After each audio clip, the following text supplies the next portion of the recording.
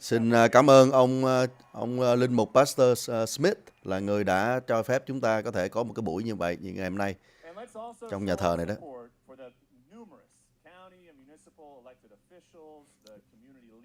Và cũng cảm ơn rất là nhiều các ứng cử viên, các dân cử cũng như là những người lãnh đạo cộng đồng có mặt.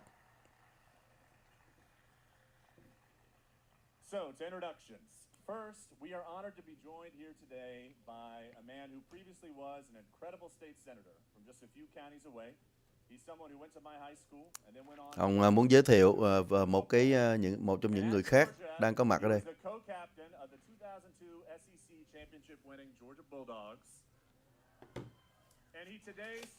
Chắc là một vị này nói xong thì sẽ tới ông Trump, chứ đâu thể kéo dài hoài vậy.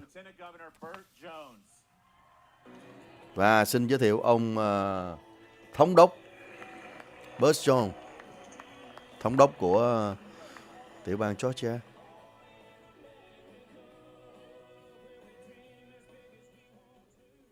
And now, for the introduction we've all been waiting for.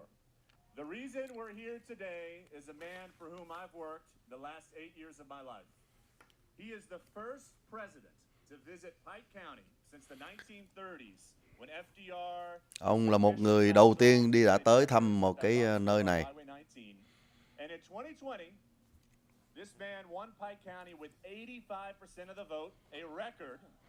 Và năm 2020 ông đấy đã đạt được 85% cái số lượng phiếu, một cái số kỷ lục. Ông ấy là tổng thống 45 và 47 của Hoa Kỳ, ông Donald J. Trump. Và ông Trump tất nhiên là bước ra trong cái điệu nhạc God Bless America.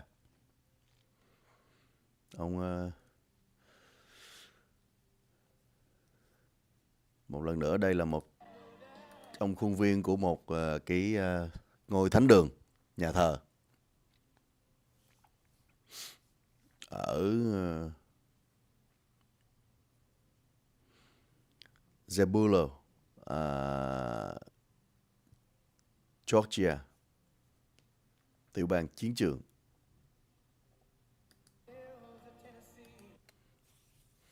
Một lần nữa ông tiếp tục trong hôm nay là trong bộ áo màu xanh đậm quen thuộc và chiếc cà vạt đỏ. Một cái lá cờ Hoa Kỳ nho nhỏ ở trên ve áo. Ở bên Thái Lan chúng ta nghe có hai cái đội, gọi là đội áo vàng và đội áo đỏ. Thì ở đây thì có đội áo xanh và đội áo đỏ. Áo đỏ là phía Cộng hòa, mà áo xanh là màu xanh là màu của phía Đảng Dân Chủ. Tự họ trong cái tiến trình phát triển của chính trị Mỹ thì tự động nó ra như vậy thôi, chứ thực ra nó cũng không có một cái luật nào là như vậy cả.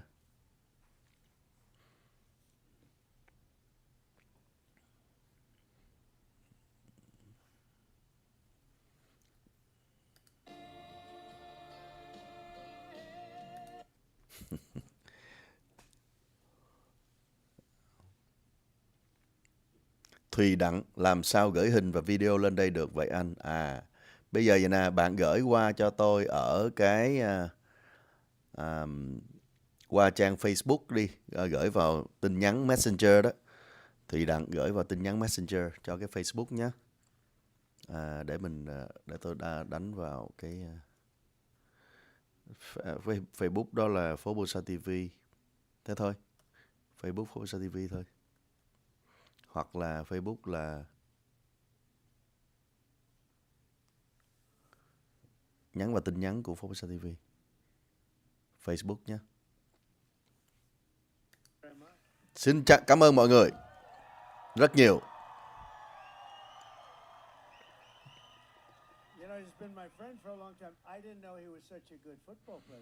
Ông ấy là bạn tôi rất là lâu rồi, tôi đâu có biết ông ấy là một người chơi football giỏi đâu. Chúng ta học hỏi mỗi ngày nhiều thứ.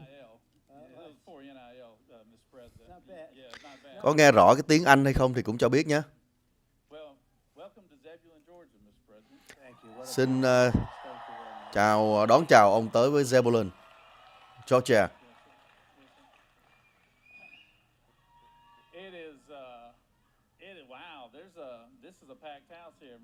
Thật là đầy căn phòng chật luôn. Rất là nhiều người. Rất là nhiều cái tình yêu ở đây. Và chúng ta có một cái cuộc bầu cử lớn vào ngày 5 tháng 11 tới đây. Sẽ là một cái cuộc bầu cử rất lớn. Mọi người cho biết là tiếng Anh, tiếng Việt có nghe rõ hay không nha? Có cần điều chỉnh cái nào lên nào xuống không nha? Chúng ta có những người chẳng làm được cái việc tốt gì cả. Chắc là muốn nói tới phía bà Harris. Tôi biết rằng ông có một cái sự kiện lớn vào tối nay nữa. Rất là hân hạnh có mặt ông ở đây. Tôi trả lời phỏng vấn sáng nay và họ hỏi tôi 12 ngày tới sẽ làm như thế nào.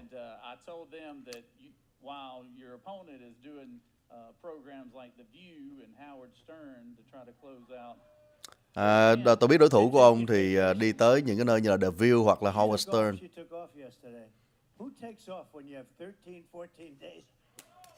Ai mà bắt đầu bay từ chỉ còn có 13-14 ngày nữa thôi. You have chosen to close out the deal by going around the country and speaking to religious leaders, talking in places of worship, like here in Zebulon, Georgia, and we have a saying here in our state that people who show up for church on Sundays go to the polls on Tuesdays. Có người nói rằng là những người nào mà đi nhà thờ vào Chủ nhật thì sẽ đi bầu vào thứ Ba. Talk about a little bit about the event you had yesterday in Miami with the Latino pastors and all of that. Ông có thể nói về cái buổi mà ông tới một cái nhà thờ của người làm mễ vào vừa rồi không?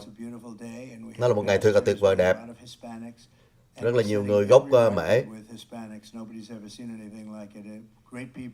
Những người rất là tốt. Những người làm người thông minh, làm việc chăm chỉ. Cho tôi nghĩ rằng là chúng ta đã có kỷ lục rồi đó.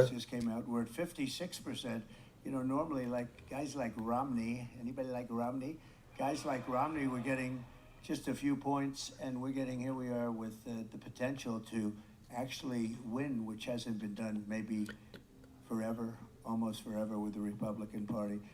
All along the border and all along. Với rất là nhiều những cái vấn đề như là.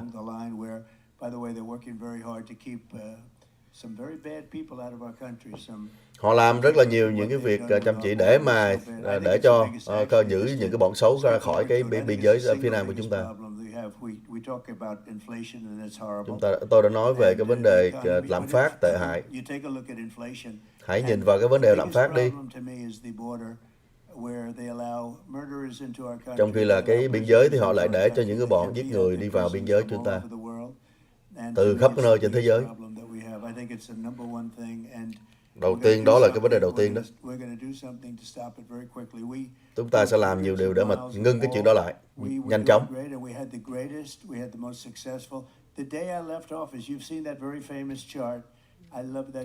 Khi mà tôi hết nhiệm kỳ lần trước, chúng ta đã có một cái bảng rất là đẹp. Cái bảng thông số thống kê rất là tốt. Tôi khoái cái bảng đó lắm. Đấy, đó, nhìn đi.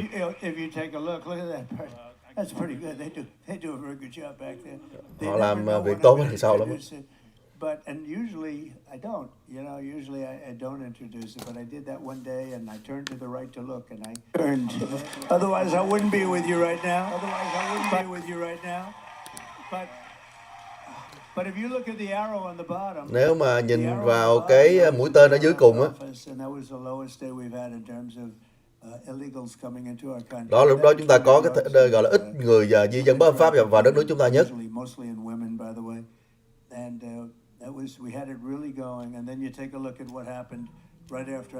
Rồi nhìn đi lúc mà sau khi mà tôi rời cái nhiệm sở.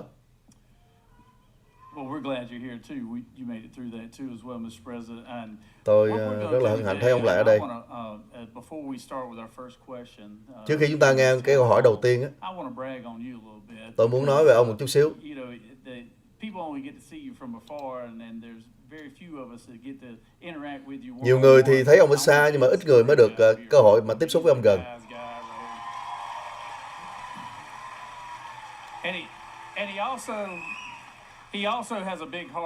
Ông ấy có một trái tim nhân hậu. Nhưng mà những cái truyền thông không bao giờ nói về cái điều đó. Giống như là cái vụ mà cái vụ bão mà đánh vào phía nam của Georgia, ông là một trong người đầu tiên tới đó.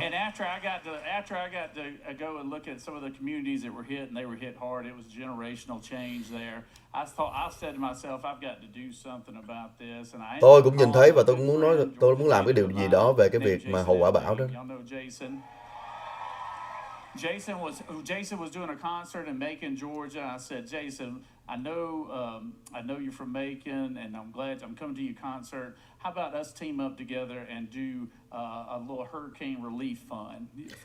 Có một cái người ca sĩ là Jason đó, tôi đã có cái buổi trình diễn và tôi có muốn đã làm việc với anh ấy để mà có thể cùng với nhau làm một cái quỹ. 7:30 sáng gọi cho ông cũng bắt phone nữa. Ông nói xin chào buổi sáng như cái con chim ăn sáng sớm. Ông hỏi là ở Georgia có sao không? Tôi nói là tốt thôi.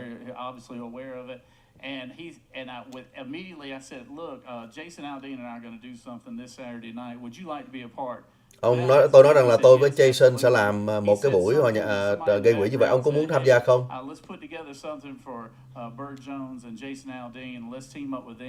And I want to tell you something. They started a GoFundMe page on Tuesday. By Saturday of that same week, và họ đã because of him, we had lên $7 million for the victims of the hurricane fund. Lên GoFundMe và cuối cùng đã kiếm được mấy triệu đô la chính vì nhờ ông ấy đó. And that was significant. I just đó thật là một chuyện lớn. Cảm ơn ông. He's always the first to jump in along with you, and you have a great lieutenant governor. And I can tell you, quý vị có một ông phó thống đốc rất là tốt, và Jason cũng làm rất là tốt.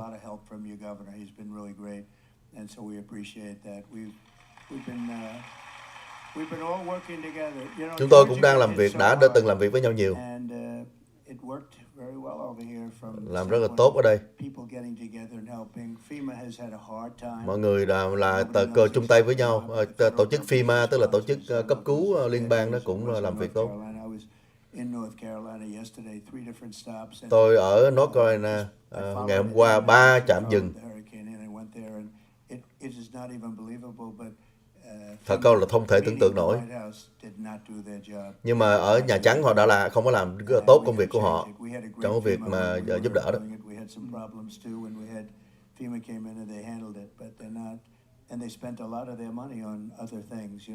FEMA họ cũng tới và họ giúp, nhưng mà họ cũng đã bỏ tiền ra làm những chuyện khác nhiều lắm. Cả hàng tỷ đô la. Và bây giờ họ có những cái buổi họp đặc biệt ở Hạ viện Hoa Kỳ để mà kiếm những cái ngân quỹ khác. Có ông Elon Musk đã giúp chúng ta. Họ cần cái nguồn Internet Starlink. Mọi người biết ông ấy đã ủng hộ tôi đúng không? Tôi gọi cho ông Elon Musk để hỏi ông để giúp. Chỉ đấy, chúng là tôi. Tôi nói là họ đang cần Starlink rất là cần. Họ không có được cái gọi là nguồn liên lạc gì cả. Và thật là nhanh chóng. Khi mà tôi còn đang ở trên phone và nói một chút xíu, họ nói tôi là họ rất là cần cái sự liên lạc ở North Carolina. Và sau đó là ông đã xong ngay rồi. Tôi nói ủa sao mà ông gọi lẹ quá vậy? Ông ấy đã làm giải quyết cho họ nhanh chóng. Tôi muốn cảm ơn ông Elon cho cái chuyện như vậy.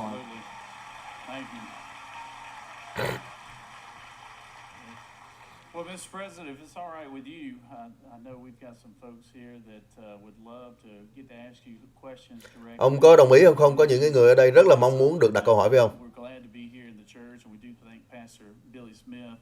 I tell folks all the time that we're not complicated here in Georgia. We love our God, we love our country, and we love. Tôi có nói rằng ở Georgia này chúng ta không có gì mà khó khăn cả. Chúng ta yêu thượng đế của chúng ta yêu đất nước của chúng ta. Và chúng ta biết rằng là cầu nguyện sẽ được đáp trả.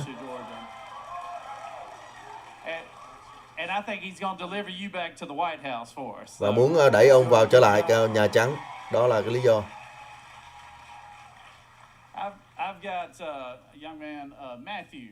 Tôi có một anh bạn trẻ tên là Matthew. Matthew, ở bên kia. Xin chào Matthew. Thank you.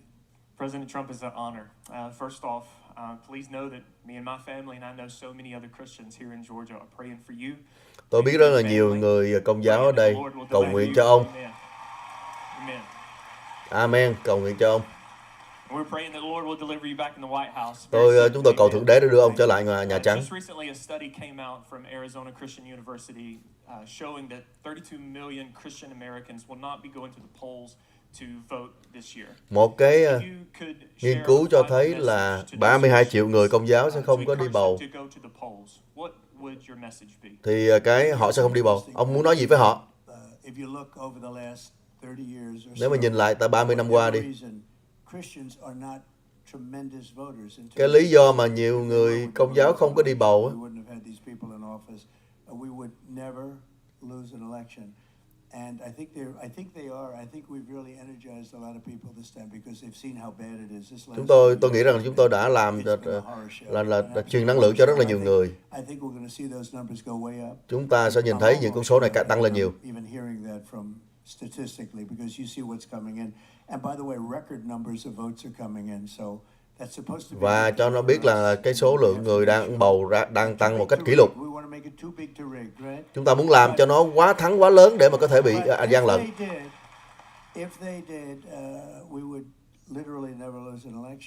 Nếu mà họ ra bầu như vậy thì chúng ta sẽ không thể nào mà thua cái cuộc bầu cử đâu.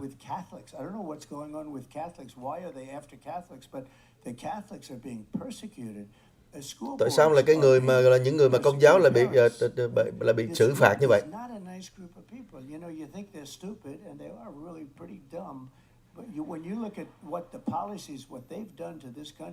Hãy nhìn những cái chính sách của họ đang làm với lại cái đất nước của chúng ta. Ý ông nói rằng cái chính quyền cũ đó, chính quyền hiện nay đó. Họ phạt luôn cả những người mà trong những cái tôn giáo như vậy. Thật là tệ hại, họ đi bắt người ta.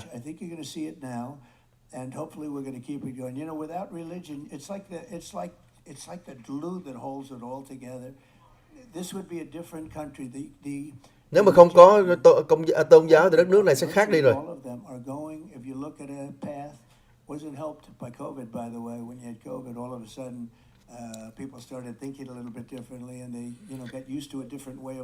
Khi mà Covid đã xảy ra thật là tệ hại, mà bắt đầu con người ta đã nhìn thấy cuộc đời đi khác hết trơn rồi. Chúng ta sẽ làm cho nó tăng lên trở lại.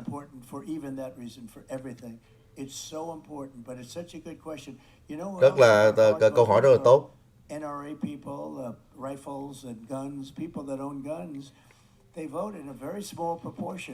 Những người mà chủ sở hữu súng đó họ cũng rất là đi bầu rất là ít. Những cái kẻ mà cực tả làm cho họ sợ, đe dọa cho họ sợ.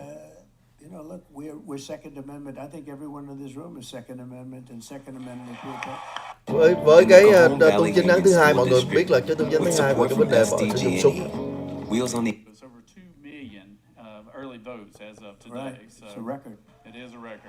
Đó là một cái con số kỷ lục.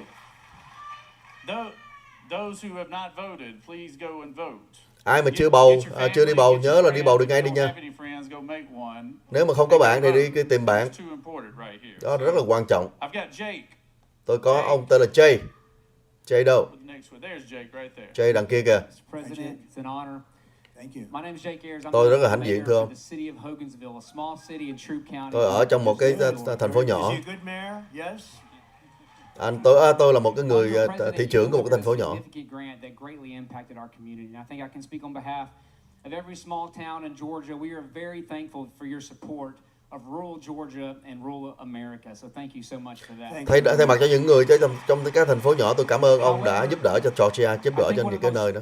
Pressing things on a global scale is your support for Israel.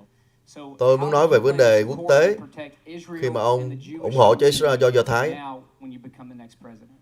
Thank you very much. Good Nếu mà ông question. And thắng thì it's so cái vấn đề Do Thái ông tính như thế interesting nào? that, evangelicals and so many people support Israel so much more. It's not Rất just nhiều người ủng hộ Do Thái. It's so many Christians are so supportive of Israel. Nhiều người And, you Công know, giáo ủng hộ they Do say, Thái. and I would agree with this 100%, nobody's done what I've done for Israel. Không có ai mà làm điều cho Do Thái bằng như tôi đã từng làm. Jerusalem is the capital of Israel. Jerusalem là đã trở thành một cái thủ đô. Golan Heights gave them jurisdiction, and we gave Golan Heights, which was a big thing. Và cái vấn đề Golden Heights tôi cũng đã làm. Rất là một lớn, cái chuyện lớn. 72 năm mà tôi làm cho họ.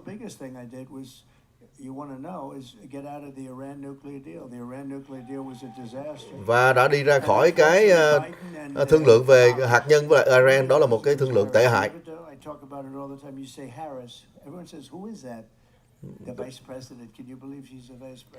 Có thể tin tưởng được rằng bà Harris là phó tổng thống không? Bà ấy là đi hạng bét trong cái cuộc tranh cử lần trước, mà bây giờ bà ấy là người đi là ứng cử viên. Tôi đã làm được một cái hiệp định Abraham, là một cái điều tuyệt vời. Cái hiệp định đó là giữa Do Thái với lại các nước Ả Rập đó.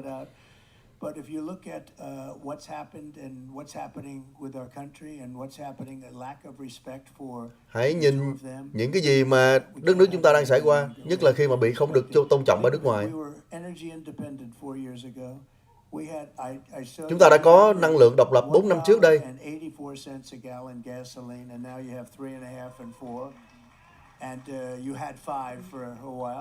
Thậm chí là chúng ta có $5 một gallon ở Hawaii nữa. Ở đây hiện nay á,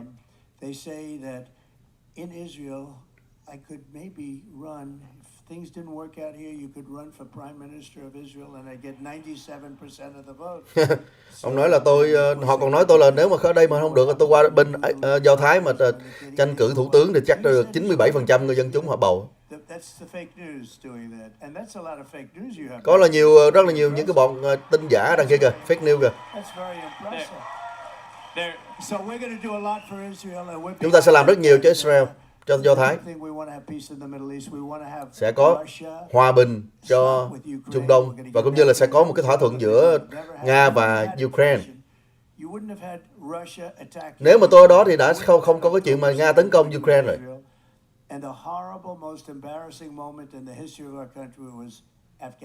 Và cái tệ hại nhất, nhục nhã nhất cho đất nước chúng ta đó là Afghanistan. Cái cách mà họ rút lui thật là tệ hại.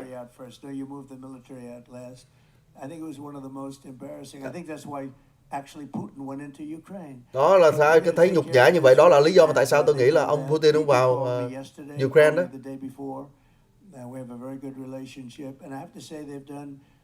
Fortunately, they didn't listen to Biden, because if they listened to Biden, they'd right now be waiting for a bomb to drop on them.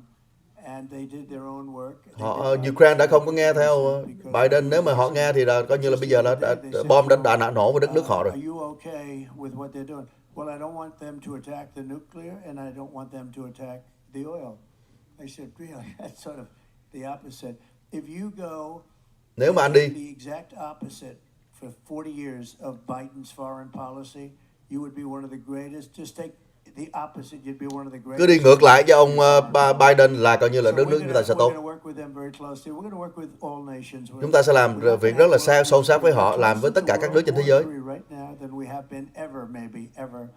And that will be a war like no other because the power of the weaponry, nuclear weapons. Sẽ có cái cuộc chiến tranh bây giờ có cái tiềm năng ứng dụng chiến tranh rất là ghê gớm với lại những cái vũ khí mà hiện nay đó.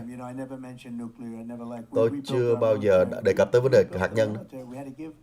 These people gave a lot of military to Afghanistan, if you can believe it. They have parades to show it, and those are very embarrassing moments for our country. But thật là một cái sự nhục nhã cho đất nước của chúng ta về cái vấn đề Afghanistan. Chúng ta sẽ làm giải quyết những cái vấn đề chiến tranh.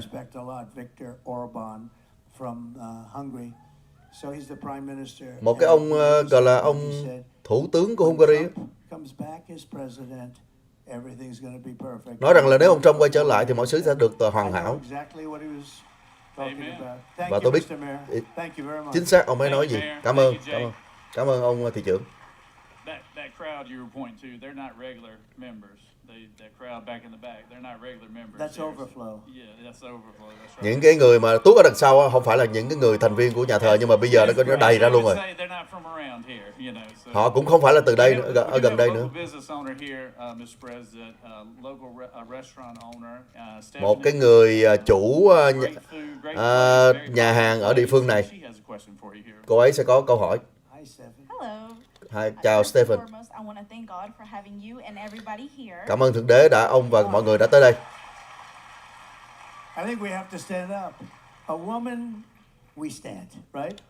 Chúng ta cần phải đứng lên cho một cái người đàn bà phụ nữ.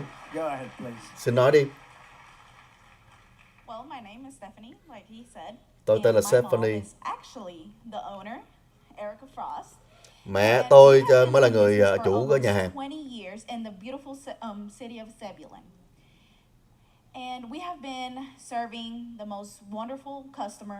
Chúng tôi đã phục vụ những khách hàng tuyệt vời.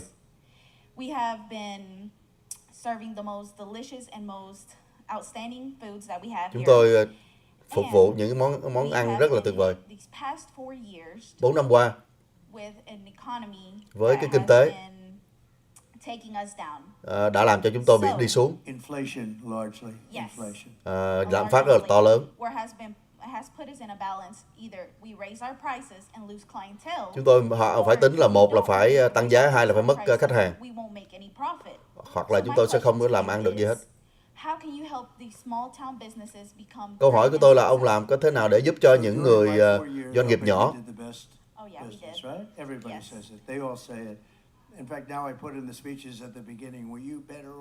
Mọi người đều thấy đó là, ngay cả tôi cũng phải nói là trong những cái bài nói chuyện của tôi là đó là mọi người là tốt hơn hay là xấu hơn 4 năm trước. Lạm phát là cái điều tệ hại nhất, chưa bao giờ tệ hại như vậy.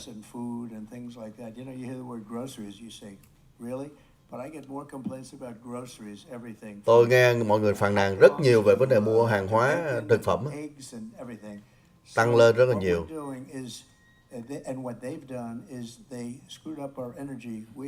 Họ đã làm hỏng cái vấn đề năng lượng của chúng ta. Công ty xăng dầu thì họ làm được tiền, nhưng mà quý vị thì lái xe rồi lại tốn tiền nhiều. Tất cả mọi thứ tăng gấp đôi. Cái tiền lời lúc 2% bây giờ là thành 10% rồi. Mọi thứ đi xuống.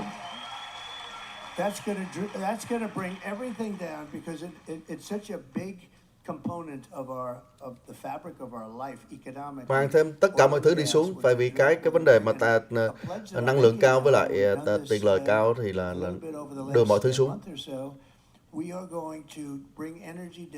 Chúng ta sẽ làm cho cái giá năng lượng xuống và cũng như là giá tiền lãi suất xuống.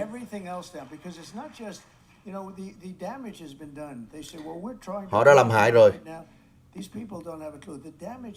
Cái vấn đề mà hư hại đã xảy ra rồi.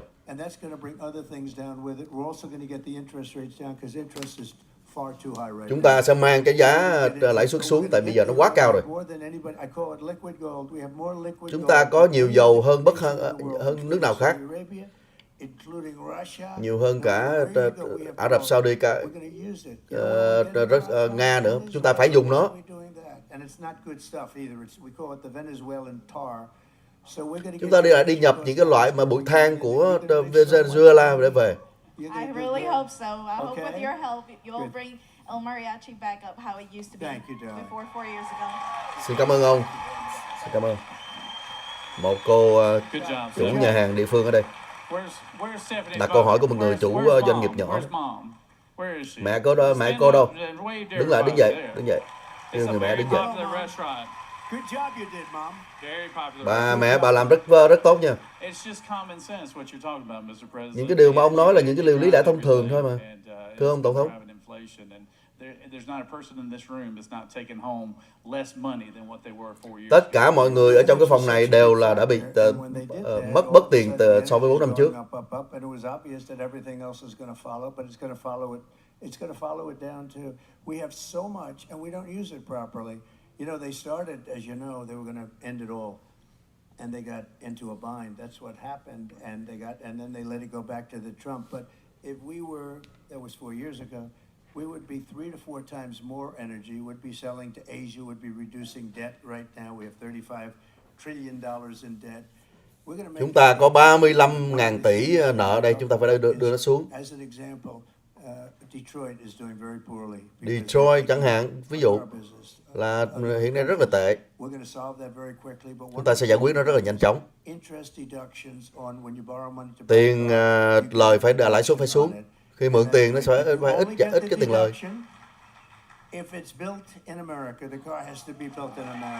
Các chiếc xe phải được xây dựng, được sản xuất tại Hoa Kỳ. We have a local. We have. Thank you. I like that person. Có người la lớn là ở đây. We have a local state senator, somebody I've served with for a long time, Mr. Senator Marty Harbin here. Chúng ta có một ông thượng nghị sĩ địa phương ở đây. We are grateful to have you here. Chúng tôi rất là vui có ông ở đây. Cảm ơn có ông ở đây. Representing Pike County in the Georgia State Senate. So we are grateful to have you. Chúng tôi rất là tạ ơn là có ông tới đây. He's wearing a beautiful tie. Và ông ấy đeo một cái cà vạt thiệt là đẹp. Kiểu như là ông Trump vậy đó. Trump tie tức là chắc đeo cái cà vạt có hình ông Trump. Những cái bọn buôn thuốc phiện tới trong cộng đồng của chúng ta nhiều hơn bao giờ hết.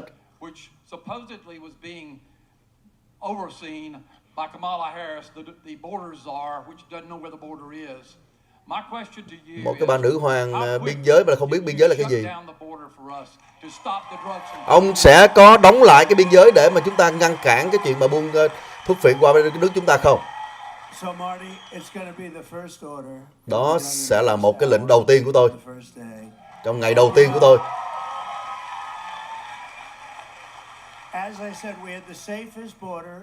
Tôi đã nói là chúng ta phải cứu rỗi cái biên giới của chúng ta. Chúng ta đã từng có một cái biên giới an toàn nhất. Bắt buộc người ta phải ở bên Mexico trước khi mà qua đây, giấy tờ qua đây. Chúng ta có một cái biên giới số 1, tốt lắm. Và rồi đó, sau đó là chúng ta lại có một cái biên giới tệ hại nhất trên thế giới.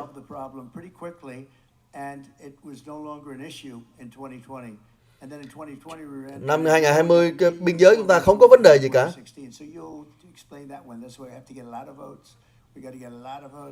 Đó là lý do mà chúng ta có nhiều phiếu đó.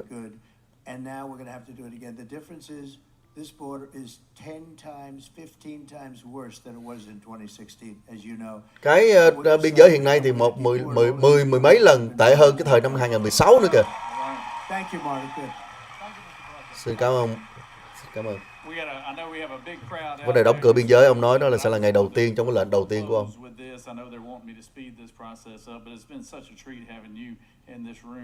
Look at all these people. You know who they are? The fake news. The fake news. Hỡi những cái tên tin giả fake news, đây thấy mọi người đây không? That's a lot of people. Thật là nhiều người. But Mr. President, I'll just say to close with this. You have probably been one of the most vilified individuals in American history. They've tried to assassinate you twice. They've shot you once. Ông là một người bị ám sát nhiều lần nhất, 2 lần rồi. They've absolutely vilified you in the media. They've gone at you for almost a decade now, but particularly in the last 3 years. not just every other day, but every hour on the day. How do you lean into your faith and your family? Làm như thế nào để mà ông có thể có được cái niềm tin mà khi mà media nó đối xử với ông như vậy trong cả thập niên qua? Nếu khi mà quý vị tin vào Thượng Đế, đó là một cái thế lợi rất là lớn. Và có một cái gia đình tuyệt vời á, thì nó sẽ là một cái ủng hộ đằng sau rất là tốt. Và tôi cũng có một người đệ nhất phu nhân rất là tuyệt vời đó, bà Melania. Tôi bị điều tra nhiều hơn bất cứ một cái con người nào trên thế giới này. Cái tên mà Al Capone là một thằng gọi là chùm gangster băng đảng mà còn không bằng, còn bị như tôi.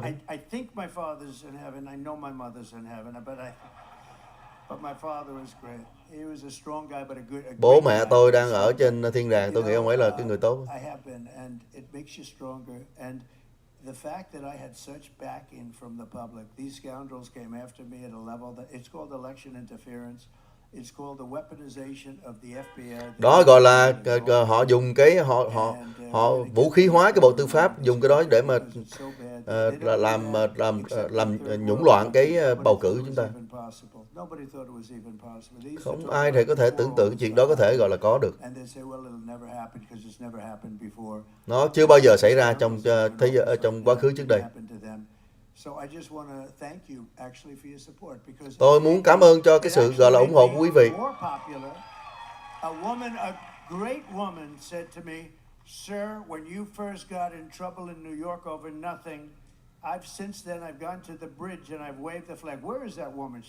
Có một cái phụ nữ nói rằng là khi mà ông bị vấn đề ở New York, tôi ra ngoài cái cầu và tôi cầm cái cờ tôi phất. Đâu bà ấy đâu rồi? Xin cảm ơn cô.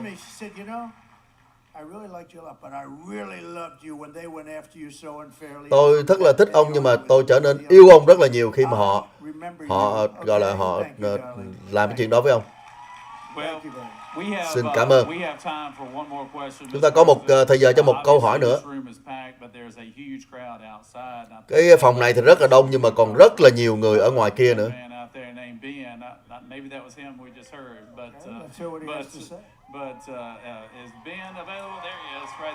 Ông ở bên kia kìa.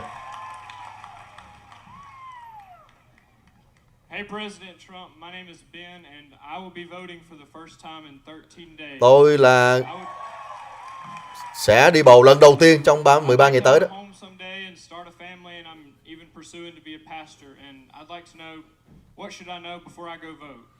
Tôi muốn biết là tôi nên biết cái gì trước khi tôi đi bầu. Ông đang ở ngoài phải không? Hay đi ra ngoài nói chuyện với ông?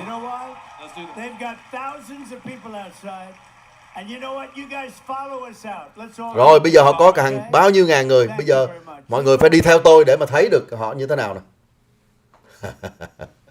Ông này cũng là cái cách khôn của ông ấy. Ông ấy thắng thường là người ta không có chiếu cái đám đông xung quanh, cho nên chính thân ông đi ra ngoài để mà nói chuyện với cái người mà vừa mới đặt câu hỏi với ông á, thì bắt buộc các cái camera sẽ phải lia theo ông để mà nhìn thấy. Đó. Đây là một cái cách hết sức là thông minh để mà phá cái thế mà mấy cái camera họ ít có lia qua các bên khác để mà thấy người đông á. Thì giờ ông đi ra ngoài thì không biết là làm sao mà camera nó có thể chạy theo được. Tức là trong nhà thờ thì rất đông người rồi, nhưng mà bên ngoài nhà thờ cũng là nhiều ngàn người bên ngoài, cho nên là một cái người bên ngoài đặt câu hỏi vô thì bây giờ ông muốn đi ra ở ngoài để gặp họ.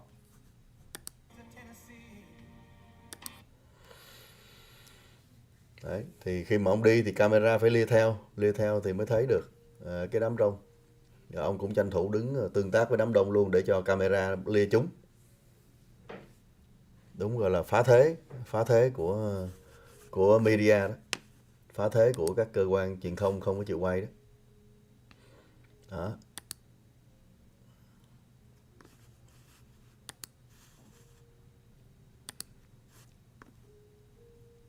Cái này thì vất vả thêm cho những người Secret Service, những người gọi là là mật vụ của ông á, mật vụ của chính phủ đưa đi bảo vệ ông á.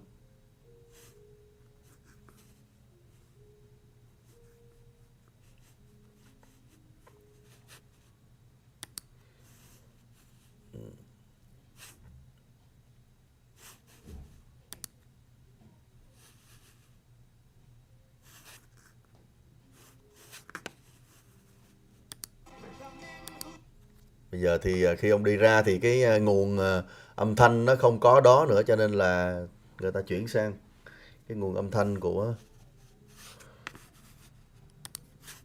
một cái tiếng nhạc bật lên trên cái khán phòng này, trong khuôn viên nhà thờ này, để ông coi ông đi ra ngoài như thế nào và trao đổi với lại cái người vừa đặt câu hỏi ra làm sao.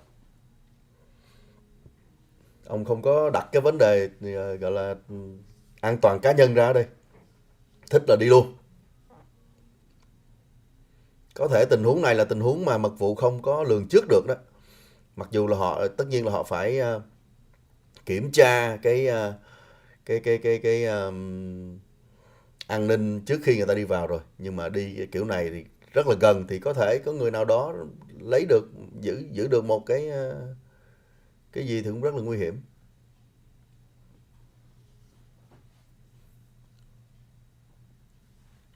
Đó, ông cứ đi ra từ từ ra tuốt bên ngoài luôn.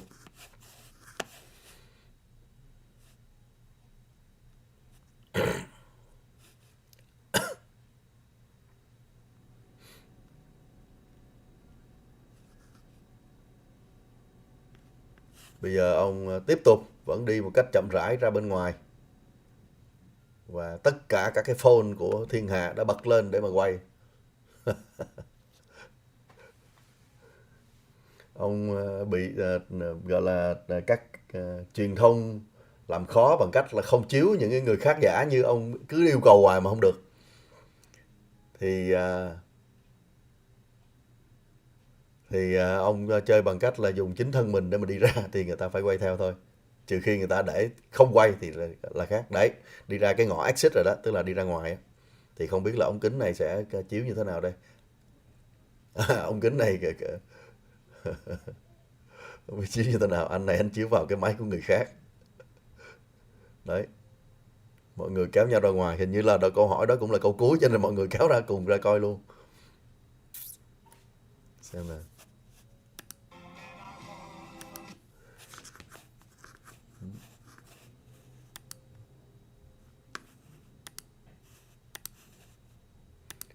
Hy vọng là ông đi một vài kênh đã phải đóng tắt luôn rồi.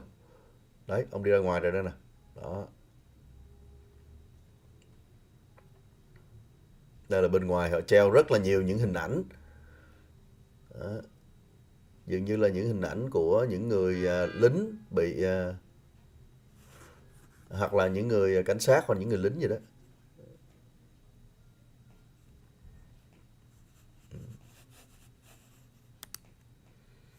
Ống kính này không đi ra ngoài được.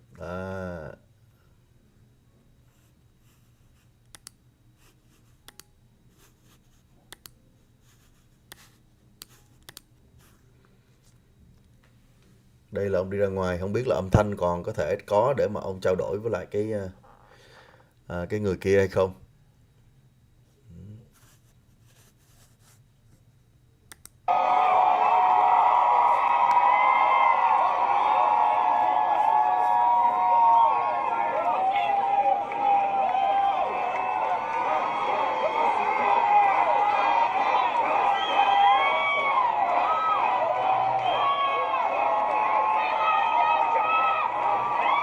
Thiên hạ bên ngoài gọi là ông bất ngờ đi ra, cho nên là bên ngoài không có trông đợi là ông đi ra ngoài, cho nên giờ ông đi ra họ rất là excited, hứng khởi.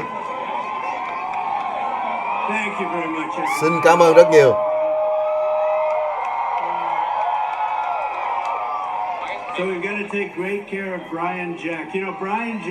Mọi người phải chăm sóc cho ông Brian Jack nha.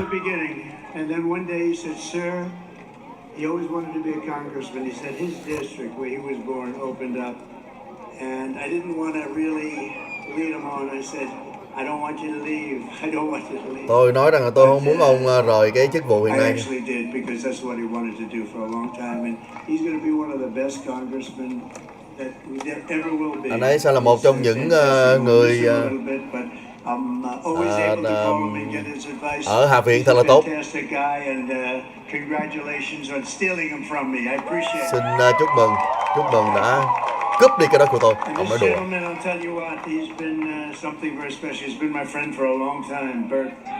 And I just said inside, you probably heard me. You know, I didn't realize he was a top football player. Anh ấy là một tay gọi là chơi football là hạng cừ đó.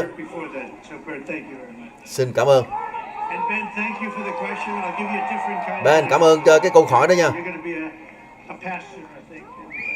Tôi nghĩ ông sẽ trở thành một người linh mục á, pastor.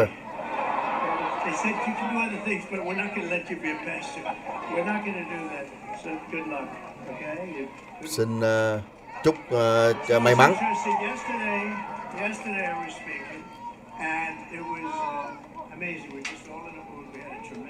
Ở đây âm thanh nó không được chuẩn bị trước cho nên nó có vẻ như là không có được chuẩn. Để cố gắng nghe nha.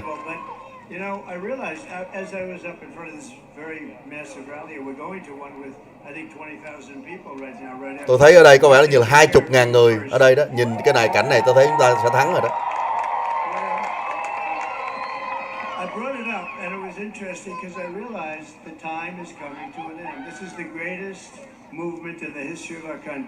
Đây là một cái phong trào tuyệt vời nhất trong lịch sử chúng ta, MAGA, Make America Great Again, tức là làm nước Mỹ đứng đầu thế giới.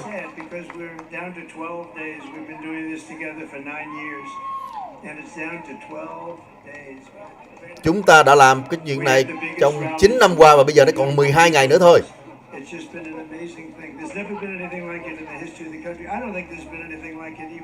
Trong lịch sử tôi nghĩ chẳng có lúc nào có như thế này cả.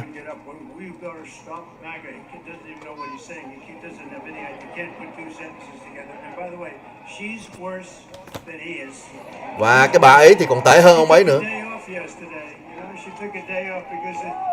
Bà ấy phải nghỉ một ngày hôm qua. Chỉ còn có mười mấy ngày bà ấy nghỉ được ngày.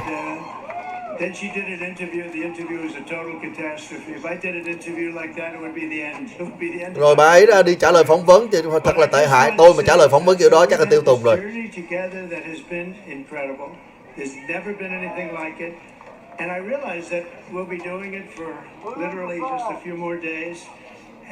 Chỉ còn có một ít ngày nữa thôi. Và hy vọng là chúng ta sẽ làm một cái cuộc hành trình mới. Đó là một cuộc hành trình làm cho nước Mỹ mạnh khỏe trở lại. Hy vọng nó sẽ trở thành sự thật. Những cái lá phiếu của Georgia, xin cảm ơn.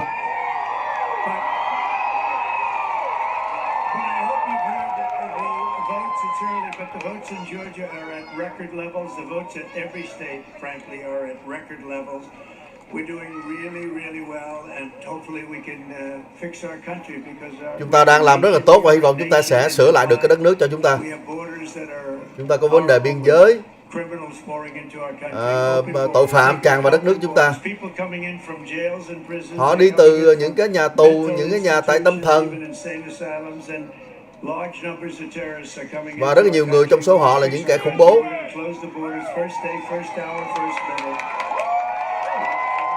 Ngày đầu tiên tôi sẽ chấm dứt cái chuyện đó.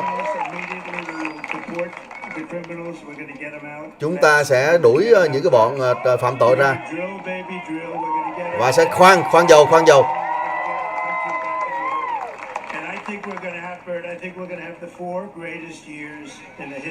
Và sẽ có 4 năm tuyệt vời trong lịch sử đất nước chúng ta sắp tới.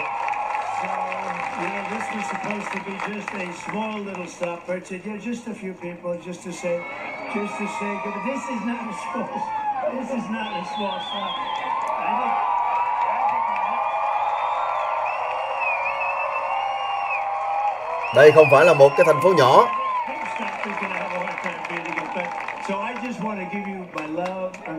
Tôi muốn gửi tình yêu tới các bạn. And we are indeed going to make America. Chúng ta sẽ làm cho đất nước Mỹ vĩ đại trở lại. God bless you all. Thank you. Thank you. Thượng đế chúc lành cho các bạn. Thượng đế chúc lành cho các bạn.